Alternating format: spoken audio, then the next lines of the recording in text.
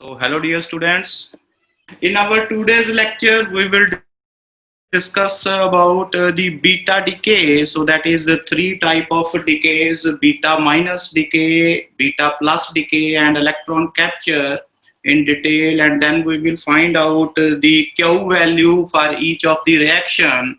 So sometimes there is a numerical and the equation is the nuclear reaction equation is given and you have to find out the Q value for that particular reaction. And then we will discuss about the origin of the neutrino hypothesis, how this discovery of neutrino. So the idea which is given by Enrico Fermi and later the experimentally it is proved by the American scientist Raines and Stevens. And then we will talk about the how the parity, there is a violation of parity in beta decay and some of the reactions which are possible even if there is a violation of parity in this beta decay. And then we will discuss about the selection rules and we will talk about the various type of allowed transitions. And in this we will check two types of selection rules, basically the Fermi selection rules and the Gambo-Taylor selection rules. And then we will do some important numerical problems related with this lecture. So beta decay is a term which is used to describe three types of decays, and this process it is happening within the nucleus. And uh, in beta minus decay you can see that the change of nuclear neutron into a proton is converted, and you can see that in this reaction, so this X parent nuclei, it is being decayed into daughter Y nuclei, and there is the elimination of this beta minus particle, or you can say electron. And in this case you can see that the neutron, it is being converted. So the neutron, it is being converted into proton, and plus beta minus particle, it is being formed. And this beta positron decay, you can see that this positron particle, it is being eliminated. And in this reaction you can see that this proton number of daughter nucleus, it is being decreased by 1. So in this case the proton, it is being converted into neutron and beta plus particle is eliminated. And now the emission of this electron or positron, it is from the nucleus, we say that the electron, it cannot exist within the nucleus, and the emission of this electron or positron from the nucleus, it is quite surprising. So if there is no electron which is present within the nucleus, and then how these electrons, it is coming from somewhere, what type of reactions which are undergoing, and how this electron, it is being coming out from this nucleus. And these nucleus, we know that they contain protons and a neutron, and the process when a neutron is transformed into a proton or proton changes into a neutron. So this we will discuss later on, which is following the Heisenberg uncertainty principle, and how these protons and neutrons, which are the part of the quarks, and how the up quarks, it is being converted into down quarks, and how this proton and neutron, which are converted within the nuclei. So in this case, if you look at these reaction, and there is some problem, and this problem originated, say the people say that the energy released in this decay process, so the beta particle, it has some finite energy, and most of the energy, it is being carried out by this beta minus or beta plus particle. And this energy spectrum, it should be somewhere like the discrete energy spectrum. While the spectrum they studied experimentally, they found that the beta spectrum, it is a continuous spectrum. Now, if the beta spectrum, it is a continuous spectrum, so then how this spectrum within this range, so how this energy, it is being shared by beta particle with some other nuclei. So the experimentalist shows that the range in the amount of kinetic energy of these emitted particles. So there is an exchange of energy which is being shared by these beta particles. So further they check out that there is the violation of these conservation laws. So they further explained that in this beta reaction, so I will write out here. So when this neutron, it is being converted into proton plus beta minus particle, and in this reaction there is violation of law of conservation of energy. And how this happens, now you can check from the Q value of this reaction that the maximum energy with which a beta particle it is being emitted, and the actual measurements show that only a few beta particles which are being emitted with the maximum energy range. So the majority of these beta particles, they are emitted with the smaller energy range. So there is some sort of violation of laws of conservation of energy. And similarly, they found that there is violation of conservation of linear momentum. And if you will see that how this violation of conservation of linear momentum it is being happened, they found that the daughter nuclei and the electron, they must be zero, or in other words, the daughter nuclei and the electron, they must have the same velocity with which they are moving in the opposite directions. But experimentalist shows that this is not true, that the beta particle and this proton, they are moving somewhere at some finite angles, and which Fermi later on explained in his Fermi theory. So there is also violation of conservation of linear momentum. The total momentum before the reaction and the after the reaction, it is not conserved. And later on, they also found that there is violation of conservation of angular momentum as well. Now, if you check at this neutron, it is a fermion having half integral spin. This proton, it is also having a half integral spin, while this electron which is coming out, it is also having a half integral spin. Now, this spin, it should be conserved, that the total spin of the reaction, it should be equal to the total spin after the reaction, while you can see that the spin, it is not conserved between these reactions. So there is violation of spin in these type of reactions. So this gives us the idea that this reaction, it is not possible, and there is some sort of other particles which are coming along with these beta particles. And this gives the kickstart of a hypothesis which is known as the Neutrino Hypothesis. So Pauli in 1930, he gives us a idea that there is some sort of other particle which is being coming out along with this electron, and he named this particle as the neutrino. So he gives his hypothesis based on these two body decay. So what he said, that the energy in the electron emission particle, it is not conserved, and the spin statistics connection, it is does not hold conservation.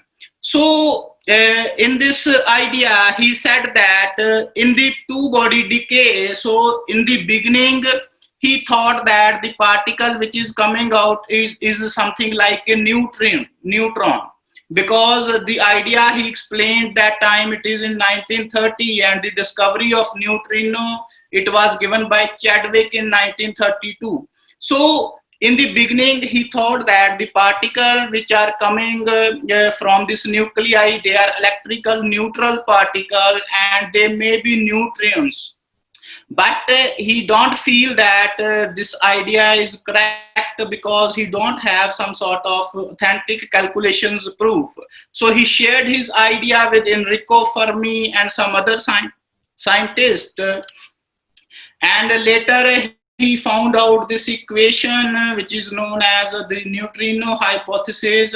And what he said that, so in a particular reaction, like in this reaction, you can see that the neutron, it is being converted into proton, and along with that there is a electron which is emitted, and along with that there is some sort of antineutrino particle which is coming out of this nuclei, and this total energy, it is being exchanged between these two particles. So if there is a maximum energy for this beta particle, then this neutrino or antineutrino, it will have very less energy, or there are chances that this particle, it can carry maximum energy, and in that case the beta particle, it will have the minimum energy. So from these calculations, he said that the continuous spectrum of beta is due to this particle which is exchanging this total energy with this beta particle, and that's why the spectrum of this beta particle, it is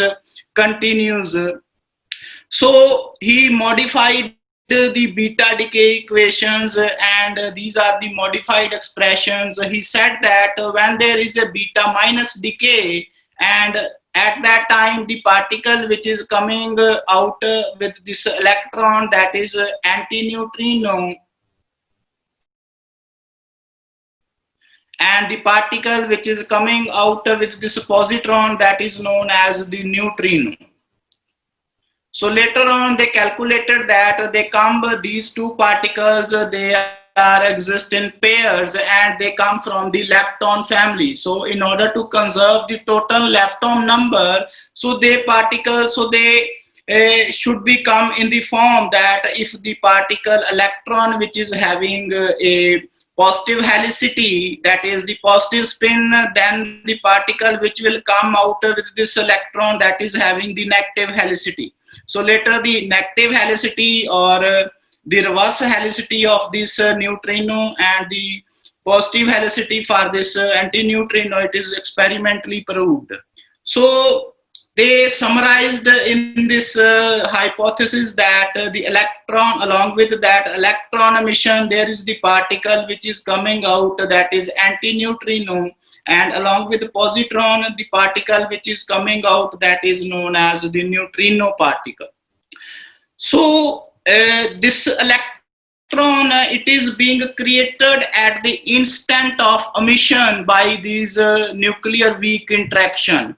So the electron which is coming out when the neutron, it is being converted into proton, plus along with that there is electron and this antineutrino, this formation. So this electron, it is being created at the instant of the emission during these weak interaction from a neutron to proton.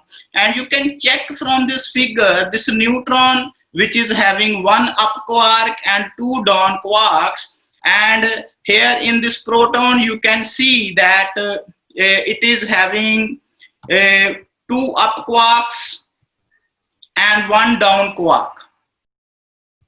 So here the neutron which is having two down quark and one up quark.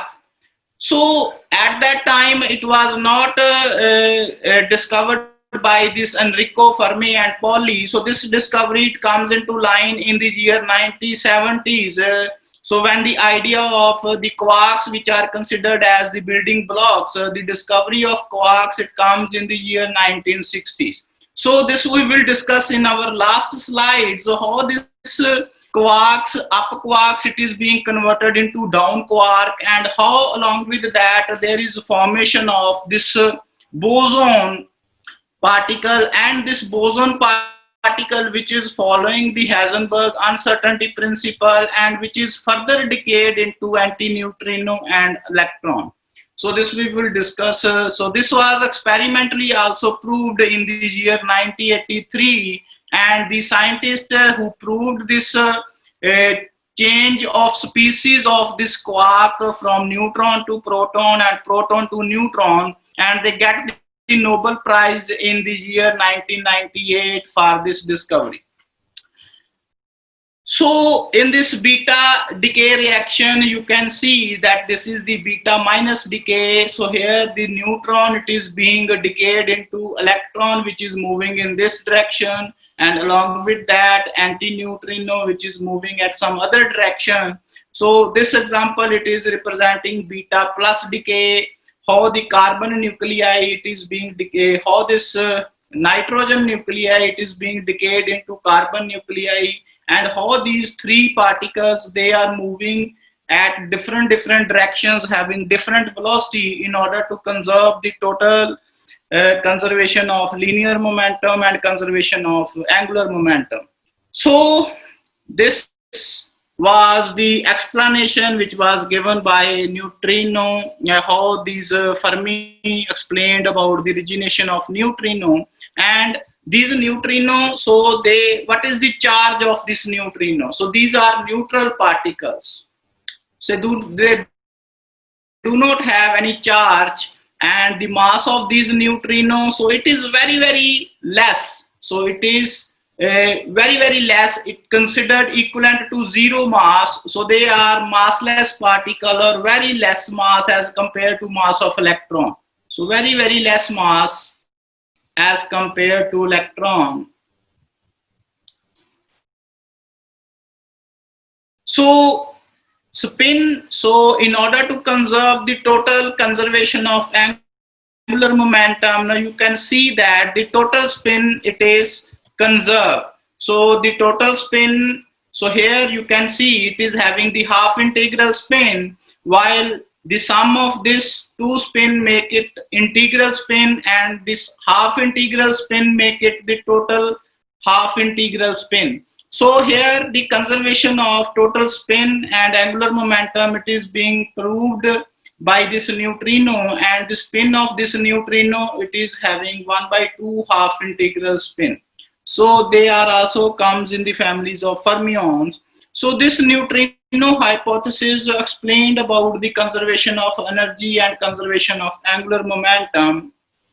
So these are some of the final explanations of beta decays. So in beta decay, you can see that there is increase of proton number, decrease in atomic number, while the mass number of these two nuclei, it is almost constant. So most of the energy emitted in the decay process, it appears in the rest, and the kinetic energy of this emitted electron and the emitted antineutrino. So the total energy, it is being exchanged between these two particles. So between beta minus and the antineutrino, and based on these exchange of energy, so the total spectrum of energy considered to be the continuous spectrum. So the decay energy, it is being shared between these emitted electron and neutrinos, and the particles beta decay is seen in all neutron rich nuclei. So beta decay occur in those nuclei which is having more number of neutron as compared to protons.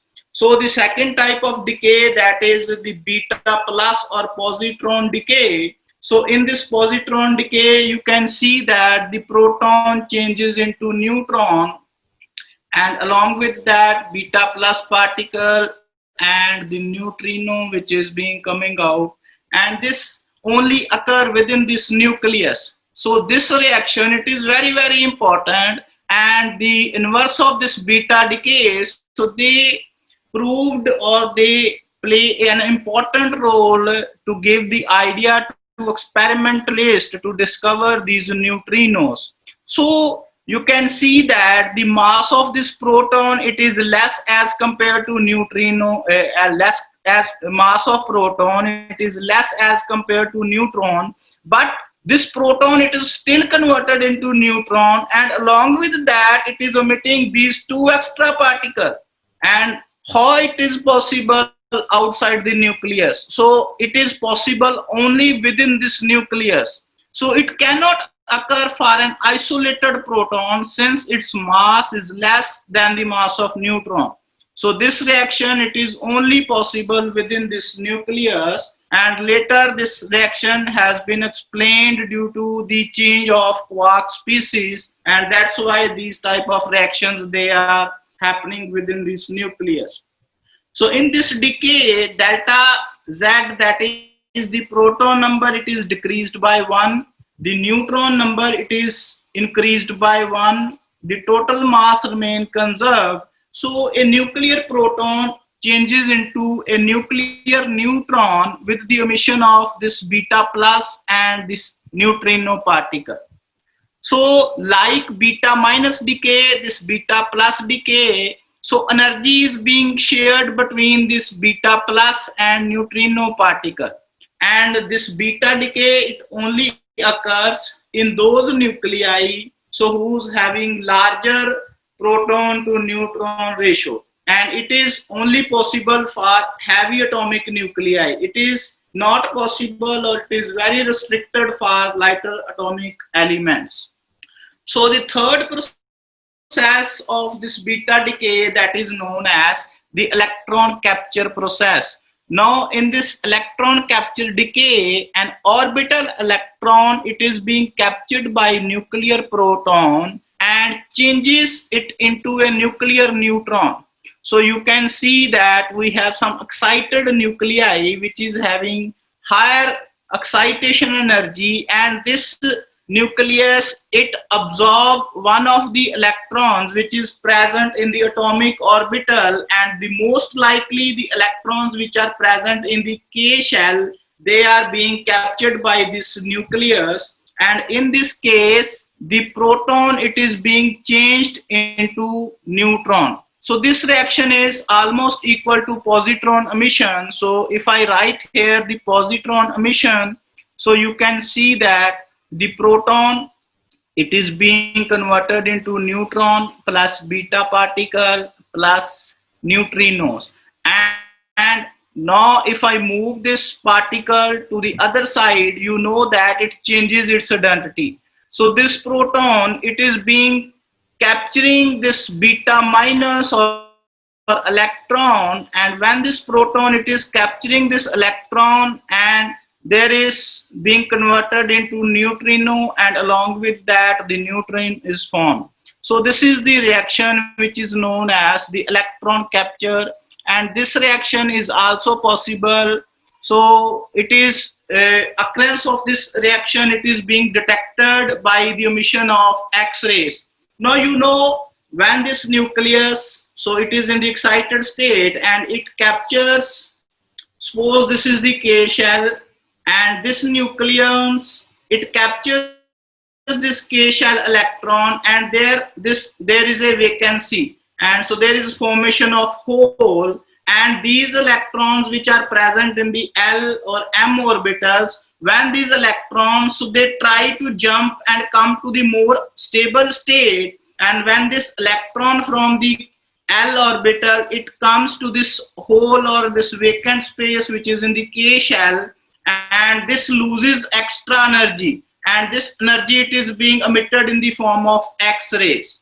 So from this energy of this X-rays, so we can find out that which valence electron it is being captured by this nucleus. And these type of electrons which are being captured by this nucleus, that electrons are known as Auger electrons. Auger electron, and this effect is known as Auger effect, and this is very, very important effect. So it is preferred mode of decay, and it occurs for this proton rich heavy nuclei. So this phenomena is mostly seen in the heavy nuclei which are in the excited state, and they try to lose or gain some sort of nucleons and try to come to the more stable state.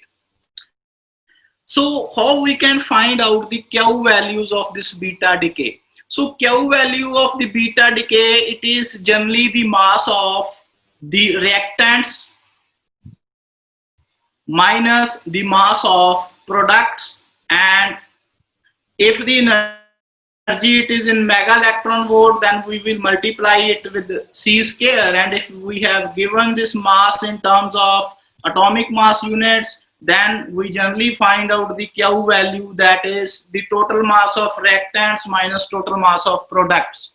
So if the value of this Q is negative, then the decay, it is not possible. So the decay, whether it is a beta minus decay, whether it is a beta plus decay, so it is only possible if the value of Q, it should be greater than equal to 0 or having some positive value. Now you can check from this equation for this beta minus emission, that is for beta minus decay. So this is the mass of reactant, and this is mass of the daughter nuclei, atomic number, so it is increased by 1. So this is the mass of the electron which is being coming out, and this is the energy. So this energy is released, and the value of energy, how much energy is being released, we can calculate from this equation. So in this beta decay equation, you can see that the disintegration energy equation becomes mass of reactant. So here MnAz. So this is the mass of daughter nuclei, this one, minus mass of this electron. So when you break out in this form, and you will see that the value of this Q, it is only positive when the mass of this reactant or the mass of this parent nuclei, it should be greater than the mass of this daughter nuclei.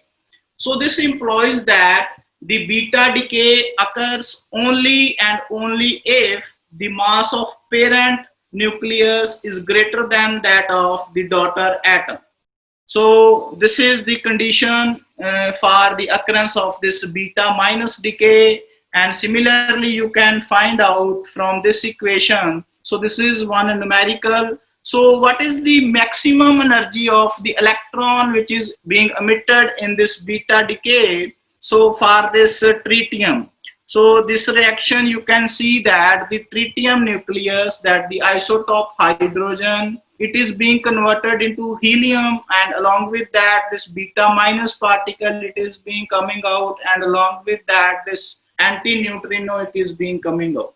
Now we can find out the value of this Q, that is mass of hydrogen minus mass of daughter nuclei, that is our helium nucleus, and multiply with C square. So the mass of hydrogen, you can see that there are 2 neutrons and 1 proton is present. So total mass will be approximately of the order of 3.016. And from this you can find out the mass of this helium, so which is having 2 proton and 1 neutron. So when we multiply with this atomic mass unit, and from that we can find out the value of this Q, which is coming of the order of this having positive value. So this Q, we can convert it into how much energy is being released. So the neglecting the kinetic energy of the nucleus, the mass of this neutrino, which is negligibly small. So the Q value, it is being shared between this beta particle and the anti-neutrino, and it depends upon how the energy it is being exchanged between these two particles. When the kinetic energy of this beta particle is having maximum value, at that time the kinetic energy of this anti-neutrino, which is having minimum value, and vice versa. So there are chances when the kinetic energy of this anti-neutrino, which is having the maximum value, at that time the kinetic energy of this beta particle, which is having the minimum value. So total energy, it is always conserved. So depending upon how much energy it is being exchanged between this beta particle and the neutrino. So the maximum value, from that you can see that this energy, so that is the maximum energy of this beta particle, which is of the order of 0.0186 mega electron volt.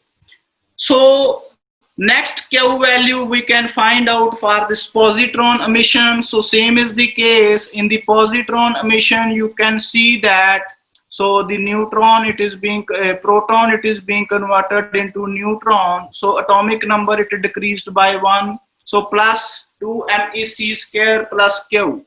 So in this case, you can see that for this beta plus decay, so this will be the reaction, and you can see that this is mass of parent nuclei minus mass of daughter nuclei minus mass of this positron.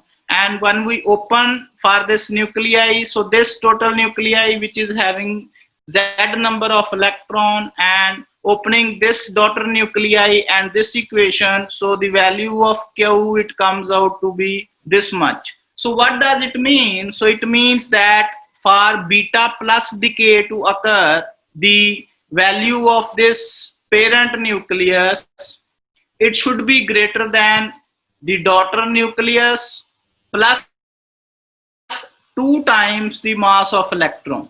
So this condition is not valid for most of the equations. So therefore, the mass of this parent atom, it should be greater than the daughter atom and at least twice the electronic mass.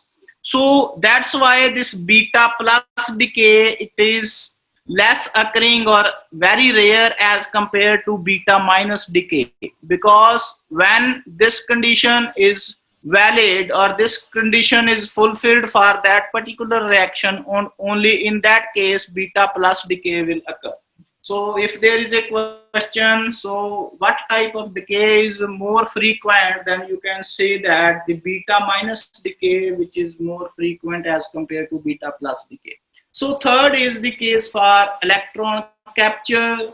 So in this electron capture, you can calculate again the Q value. So this reaction, when this proton, it is capturing one of the orbital electron, and when you calculate the value of this Q, and the Q value, it should be only positive if the mass of this parent nucleus, it should be greater than the daughter nucleus plus the binding energy of the electrons which are bounded with that atomic orbitals. So only and only electron capture is possible if the energy of this parent nucleus, it is having greater value than the binding energy of the bound electrons which are in the bound state for that particular K shell. So let us do one numerical related with this problem. So in this case, you can see that a nuclear decay process is given. So X is being decayed into Z minus 1 plus positron. This is a beta plus decay process. So atomic number of X and Y, so this is Y, so they are given. So then we have to find the Q value. Now for beta plus decay, the Q value, so the reaction is only possible when the mass of this parent nucleus, it is having a value minus Y minus 2 times the mass of this electron. So putting these values, so 51.9648 minus Y, that is 51.9571. So multiply with atomic mass unit, one atomic mass unit, that is equal to 931.5 mega electron volt minus 2 times the mass of electron. Now we all know that the rest mass energy of electron, that is of the order of 0.51 mega electron volt, and for 2 electrons, so this energy will be equal to 1.02 mega electron volt.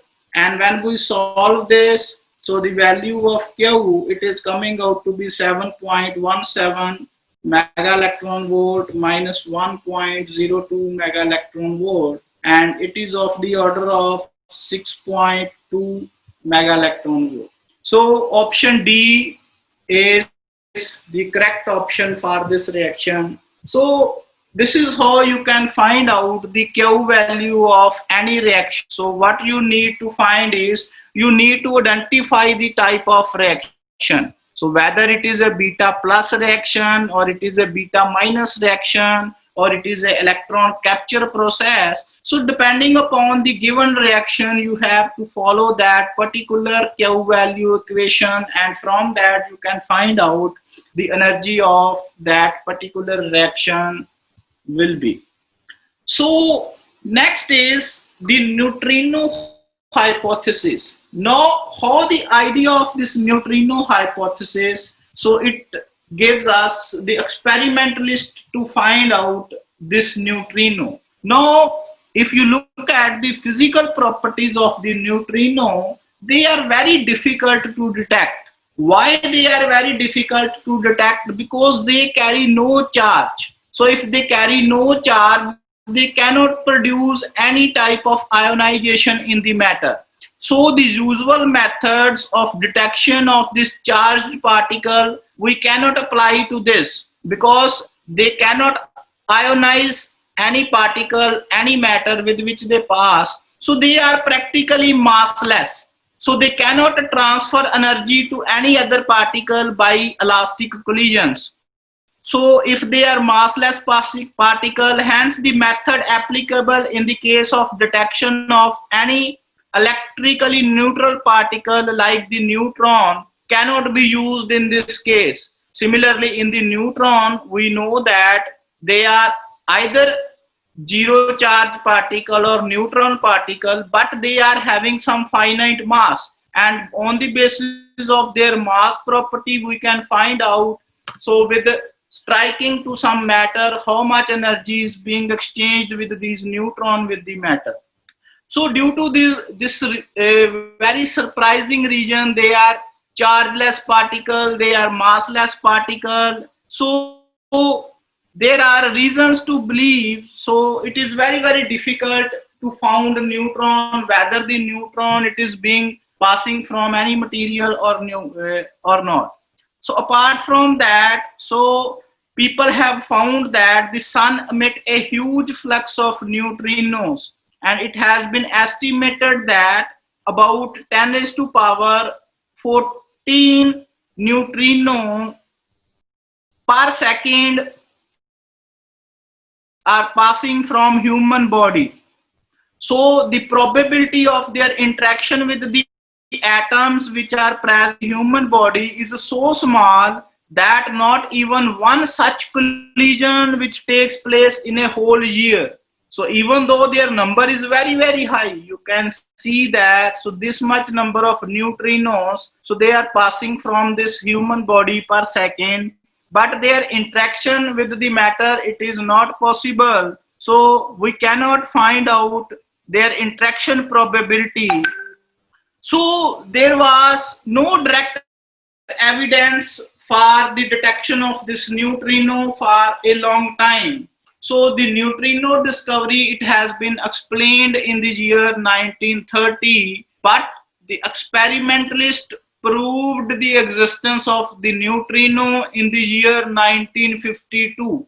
So it takes almost 22 years to prove their identity. So whether the particles, the theoreticians which are saying in their theories, so whether any type of such particle it is being possible or not, but this neutrino disk has been proved correct. Experimentalists proved that these neutrinos they exist, and later on they find out there are many type of neutrinos, and which are exist neutrinos not only exist in this nuclear reaction. So there are some neutrino oscillations which has been observed in this cosmic rays. So there are neutrinos which has been observed in this solar neutrino problem. So many research, many type of research which is being undergoing in this neutrinos and how they are exchanging their energies. So the cross section, so since their interaction is very less, their cross section area to interact with the particle, it is very less. So that's why we cannot detect it easily.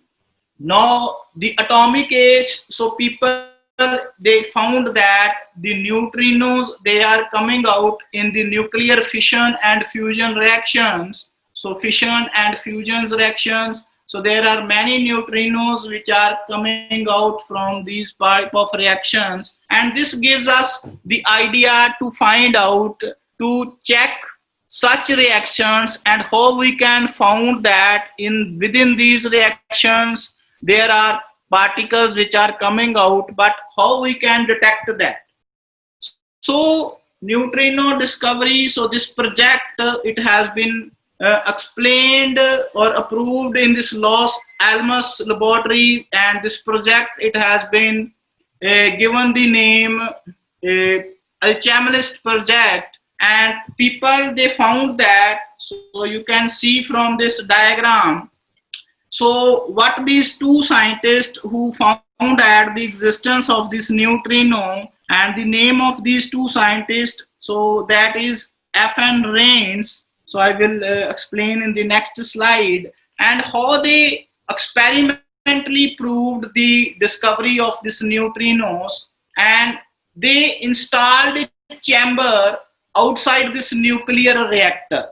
So near a nuclear reactor, they see that there is an intense flux of neutrinos which is present as a result of beta decay that occur in the reactor. So in this nuclear reactor, beta minus particles which are being coming out, and along with that antineutrinos which are coming out. So the experimentalist aimed at detecting this immense flux of this antineutrinos. So what they do is a tank of water containing a cadmium compound. So they installed some sort of a tank, and in that tank, so they run some cadmium compound. So in that cadmium compound, so a solution is being supplied. So that solution consists of protons. So this cadmium compound, which is a solution of protons, so when this antineutrinos, they are being formed in the nuclear reactor, and when they pass through this chamber which is filled with this cadmium compounds which is having large number of protons, so this antineutrinos, they will interact with the protons. So around that chamber, in the surrounding, they have installed the detector chambers. You can see that. So when this antineutrino interact with this proton, and we all know that in this reaction there is a formation of neutron and beta plus particle. So this is the inverse decay reaction. So you can see that. So this reaction, so this gives us the idea to experimentalists to identify the existence of neutrinos. So when this antineutrinos which are coming from the nuclear reactor, when they interact with the protons which are present in the cadmium solution, so there is formation of neutrons, and along with that there is formation of positrons. And since these positrons which are being formed, so these positrons will interact with these electrons which are already very much large in number. So this positron will collapse or will interact with this electron, and there is formation of two gamma radiations. And they have installed this scintillation counter, scintillation detector, and this scintillation detector gives two peaks of gamma radiations, which proved that this positron, it is being interacted with this electron to form this gamma radiation. So meanwhile, the newly formed neutron, it migrates through the solution, encountering elastic collisions with the proton and losing some of this energy, and you will see that so there is the formation of other particles. So from this they have found that these neutrinos, they are this exist. So this is the discovery. So in this discovery they found that we are happy to inform you that we have definitely detected neutrinos from this fission fragments by observing this inverse beta decay of protons. And they done this discovery in the year 1956, and their experimental discovery, they got the Nobel Prize in the year 1995. So in this figure you can see that, so this is the scientist, that is the Rene, and this scientist, that is the Stephen Cowan, and this is their whole team. And this project, so that is very costly project, so which is done in the Los Angeles laboratory in California, and this project is known as the Project Poltergeist. So later on, other two scientists, Lee and Jean, so they done some experiment and they explained that for this beta decay, parity is not conserved. So during this beta minus or beta plus reaction, so parity is not conserved all the time. So they have seen some experiments, so they have seen some reactions in which there is violation of parity, but the emission of this beta particle and beta plus particle, it has been seen. So this experiment CSW, so it explained the theory of this violation of parity. So what he has done, he has measured these electron from beta decay of polarization of this cobalt nuclei, and the polarization, it is being aligned to the nuclear spin with some magnetic field they have applied, and from that he has calculated the nuclear spin and electron momentum, and by calculating their electron and neutron momentum, they found that it should be, if the parity is conserved, then the value of this pseudo scalar, it should be equal to 0, but they have found that its value is coming out to be -1. So this experimentally proved the violation of parity for beta decay. So there is also a question competition exam, in which reaction, in which type of reaction parity is violated, alpha decay, beta decay, gamma decay. So you have to choose this beta decay. The parity, it is not conserved all the time. So in this Lee and Young interpret, what they have said that, so the helicity of this antineutrino, it is +1, and that is opposite to the particle which is coming outside. Now you can check in this reaction. So in this cobalt, so when it is being converted into nickel, and along with that this electron and pair, it is being formed, and they have found that the helicity of this antineutrino is positive helicity, while the electron which is coming out, it is having this negative helicity. Now in order to conserve the total angular momentum, so the helicity of these two particles should be opposite.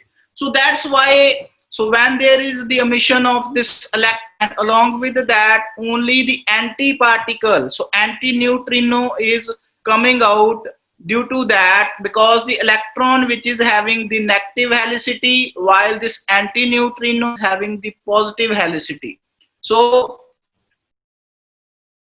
they conclude the neutrinos which is having the negative helicity, while the anti-neutrino helicity, and on the basis of that the electron and positron which also exist. So electrons which is having the negative helicity, and the positron or the particle which is having the positive helicity.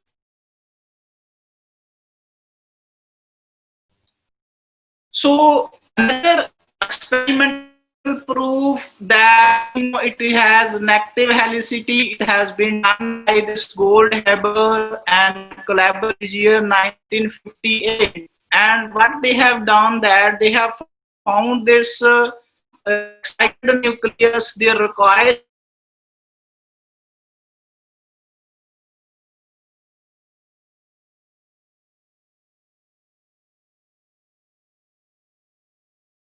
talking about the helicity neutrino. So this was further experimentally proved. So this scientist, it has found that this neutrino, which is the left hand rotation, and the spin of this neutron, it is opposite to the direction of this daughter momentum. So you can see that, so if the particle which is moving in the clockwise direction, then the neutrino, it is moving in the anti-clockwise direction, which is having the negative, while the anti-neutrino which is having the positive helicity. So this was experimentally proved. So later on, so the important concept that we will also discuss in the particle physics field. So you can see that in this reaction, when the tritium it is being break down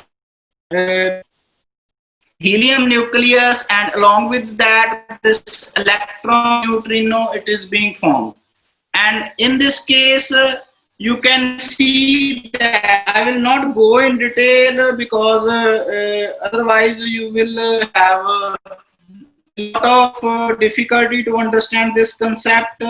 Now you can see that this tritium which is in this reaction, the neutron it is being converted into proton plus electron beta minus decay and anti-neutrino it is being formed.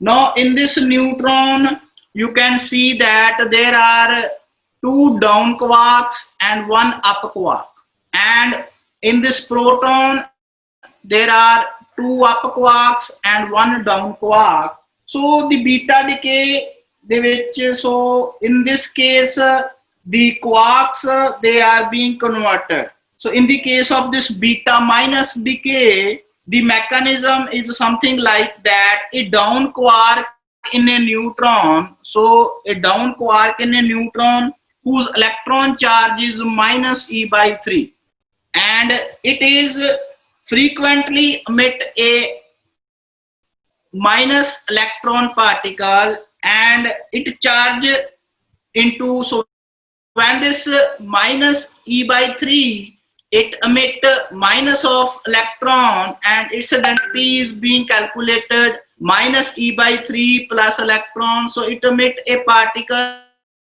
which is having a charge of 2e by 3. So it has become an up quark. So a down quark, so hello, can you hear? Yes, sir. Okay. So down quark, when it emits an electron, it is being converted into up quark. So that's why here you can see that one down quark, it is being changed into another species into up quark. So in general, the up quark, it reabsorbs immediately this negative charge, so which is present, and it returns to the down quark state. So this formation of up to down quark, it is for a very less time. This has been proved with this Heisenberg uncertainty principle, that this down quark it converts into up quark for a time being of this 10 to the power minus 26 second. So this negative charge briefly emits and immediately it is being absorbed by a particle which is known as W minus bosons. So this has been explained that this down quark it is being converted into up quark, and up quark it is being absorbed by this boson particle, and further on it is being changed again into down quarks. So this negative charge briefly emits and converted into the W boson, and this W boson further breaks up into minus beta particle and antineutrinos. And this discovery it has been experimentally proved, and they later got on the Nobel Prize for this discovery, that the proton and the neutrons they are not the fundamental particles, while the quarks and the change of species from down to up quark and up to down quark, and due to that the proton and the neutron they are changing their identity within the nucleus. So I think this is sufficient for today's lecture, and in our next lecture we will discuss about the allowed and forbidden transition. So that is also a very important topic, and along with this rest of the beta decay and the selection rules, we will also discuss the gamma decay process. So this is all about for today's lecture, and we will continue from here in our next lecture. So if you have any doubt so regarding today's lecture, you can ask. Sir. Hello, sir. Yes, please speak. Sir, in beta minus decay theory, we show that beta is emitted from the nucleus, right? Yes. And in beta capture electron capture theory, we show that beta means electron is captured by a nucleus. So is it possible that Yes. nucleus have a both property to attract the beta particle and repel the beta particle? So because Because nucleus, this two, like in the yes electron sir. capture process, I have told you that it is possible only for the heavy atomic nuclei, so which is having the high energy, and those nuclei which are in the excited states. And if they are satisfying the condition that the energy of those heavy nuclei, it should be of the order of greater than the binding energy of the electrons. And since nucleons in the nucleus, it is having a strong positive charge, and if they are having a strong energy, there are possibility that they can attract the electrons which are present in the first atomic orbitals, and they will attract only those electrons which is having the less binding energy. So in some cases they have seen that, so when these nucleons having a strong positive charge and they are capturing the electron which is having the negative charge, and when this nucleus they absorb this orbital electron and their identity, so they have seen that in that case, so it is like the proton, it is being changing into the neutron. And as in this beta minus decay or beta plus decay, I have seen that the electron, they are no longer exist within the nucleus, but these electrons and positrons, they are formed when these neutrons, they are being converted into protons, and during those changes, so these electrons which are formed along with these anti-neutrino. And like if we talk about this Fermi theory of beta decay, so Fermi took the analogy. He said that the excited nuclei, so when they lose some of its energy, they emit gamma radiations. So why they emit gamma radiation? Because of the quantization of a photon concept. They are having some sort of electromagnetic interactions within those electrons, and due to that, so they lose their energy, and the gamma particles, they are coming out. And similarly, this Fermi, it took the analogy. He they said that within the nucleus there is some sort of electron neutrino field which exists, and due to these electron neutrino field, so depending upon how these electron and antineutrino and positron, how they are interacting with this neutrino and how they are interacting with this field, within this field, so these particles, they are coming out. So if you read about the Fermi theory, he had taken the concept of this electron neutrino field, and due to this electron and neutrino field, he has taken the concept of some nuclear potential, and he have found out that some thermodynamic probability of this existence of beta particle, and so and so. So do you Correct. understand what I said? Yes, yes, sir. So Sir, electron, I have one more question. yes, Sir, in alpha decay process, alpha is positively charged, right? And gamma yes. theory shows that uh, alpha is independently exists in a nucleus. So how can it possible? Because alpha is trying to exit the nucleus. They are struggling to emitted from the nucleus. So how can it independently Yeah, exist in the nucleus? Because alpha is because also have a electron, two electrons.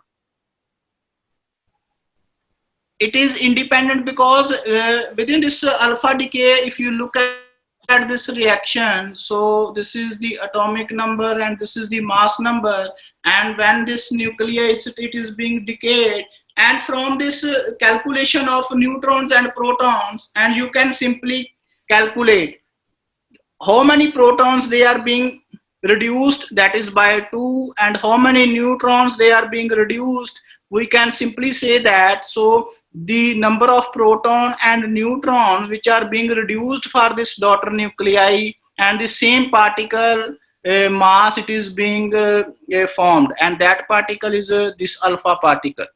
So this alpha particle, it is no longer exist within the nucleus, but it is being formed when one nucleus it is being converted into another nucleus, and along with that this alpha particle. And if you can see that here, the conservation of momentum and conservation of parity, it is being observed. So if you find out the parity of this parent nucleus and the parity of this daughter nucleus, the parity is conserved in this alpha decay.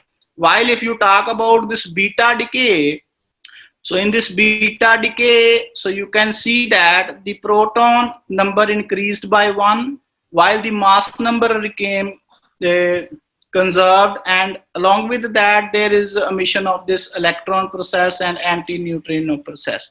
And within this process you can see that, so the parity it is not always conserved. So there are chances that in some reaction the parity, so it can be a even parity or it can be a odd parity. So to understand this alpha decay, it is very simple. So how many number of proton and how many number of neutron they are being reduced in the daughter nuclei, so they are transferring the same to that particle, and from that alpha particle it is coming out. While in this case we will discuss in the selection rules in our next lecture. So in the selection rules, so some rules they are being followed. So allowed, we will talk about the allowed transitions. So allowed transitions which are having a very less half-life period, so which occur within a fraction of second, or you can say that, so within the mirror nuclei. So in this case, so the value of this total J, that is equal to 0, so for the Fermi selection rule, and the value of delta Z, that is equal to 0 and plus minus 1, so that is for the GT rule. So both type of reactions they are possible, and there are some reactions in which the mixed transitions are possible. So beta decay, to identify this reaction and to study this reaction, whether the given reaction it is allowed transition or a forbidden transition, so it is bit complex as compared to alpha decay or gamma decay. Yes, sir. So this is Okay. very important. This how we can see any given reaction, and we can see that this reaction it is a allowed transition or a forbidden transition, and this concept we will discuss in our next lecture. Okay. So any other question? No, sir. So okay, dear students, see you in the next lecture then, and till then, goodbye. Thank you, sir. Okay, dear students. Thank you.